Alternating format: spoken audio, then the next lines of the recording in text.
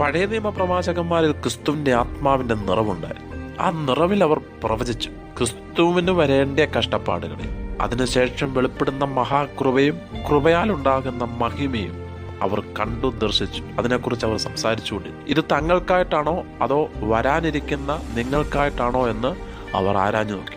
അവർക്കൊരു കാര്യം പിടികിട്ടി, ഞങ്ങൾക്ക് പ്രവചിക്കാൻ മാത്രമേ അധികാരമുള്ളൂ, ഇത് അനുഭവിക്കാനുള്ള അധികാരം ഞങ്ങൾക്കില്ല.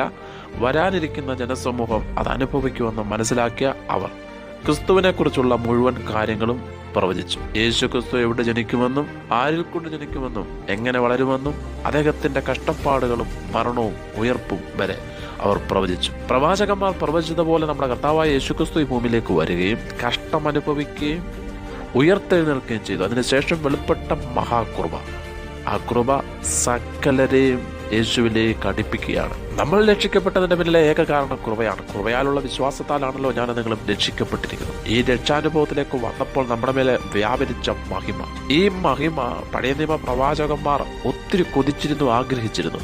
എന്നാൽ അവർക്കത് ലഭിച്ചില്ല, എന്നാൽ നമുക്കത് ലഭിച്ചു.